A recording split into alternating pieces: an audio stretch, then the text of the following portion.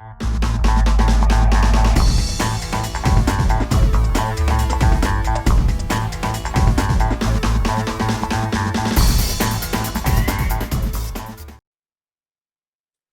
afternoon, good morning, good evening, and good night, wherever it is, whenever it is you watch this video.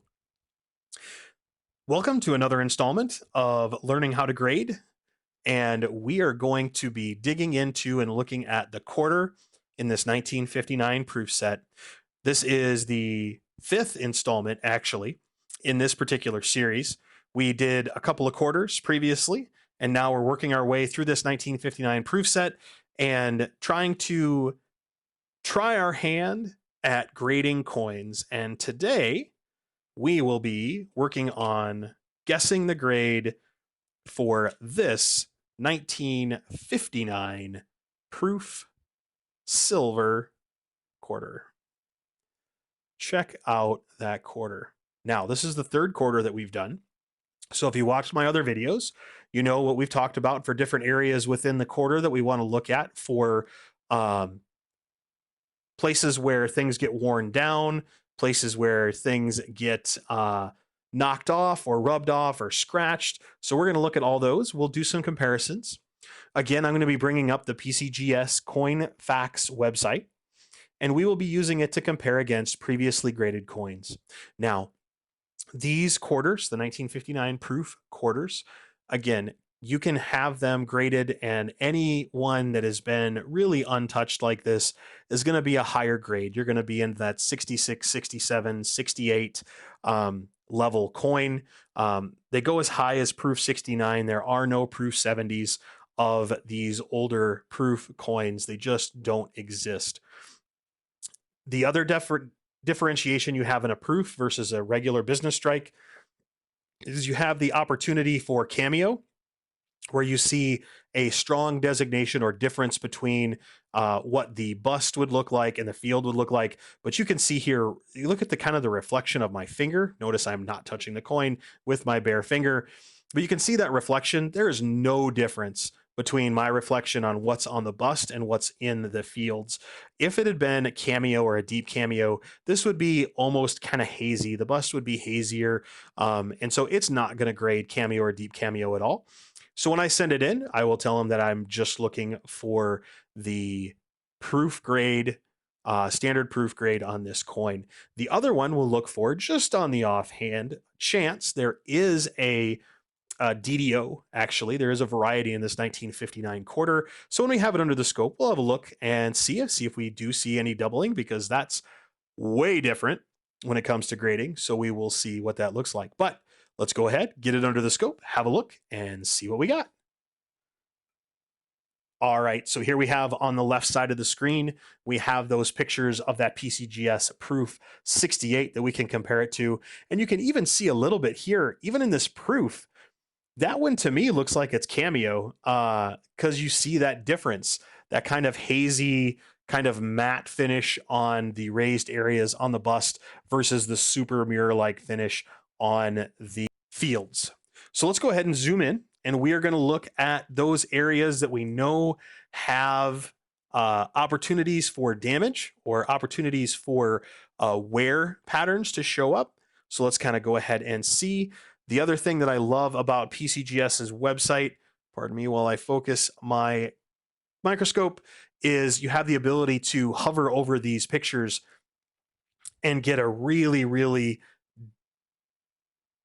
deep example and really zoom in to see what those look like. So you can look here. We're going to look at the face to make sure that the eyes and the nose and the mouth and the cheek area here still has the same definition in that strike. We're going to look at that hairline all the way down here into the ponytail. We're going to want to make sure we see in the ponytail that tie at the bottom. And then on the reverse, we're going to want to make sure that we see lots of breast feathers in the eagle. We're going to come up here and we're going to want to make sure we see good definition in the eagle's head and then down in the wings. This picture that they have here of this proof 68 coin is a really, really, really gorgeous coin. So let's compare it to ours, right? So let's see what we got. First of all, let's look down here for the doubling. And yeah, no, it's not there. Spoiler alert, I looked ahead of time. So let's go ahead and zoom in here and let's look at this coin. We're going to look at the face. There does look like there is maybe a small scratch or two on the face, on the cheeks. So I'm going to say that's going to nick us a little bit. I could be wrong, but let's have a look-see.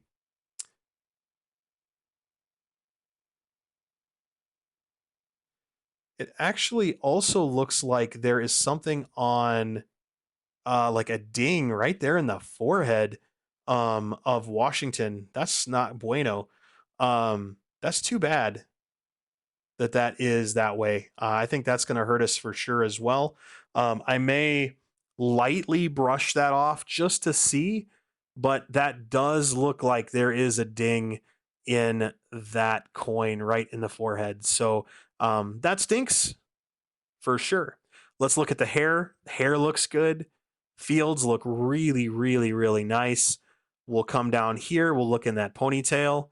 There we go. All the definition that we'd want to see down here at the bottom. If you've never seen where the artist's initials are, there they are right at the bottom of Washington's neckline. There they are, nice and clear. So let's go ahead and flip this over. Let's look at the reverse of this coin. And let's go up to the breast feathers and kind of move it around a little bit. There you go. Catches the light well. See some really good breast feathers there.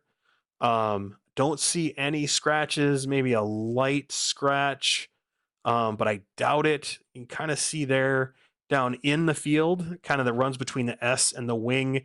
I don't think that's going to be a scratch just because it doesn't seem to go up onto the eagle's wing or the S.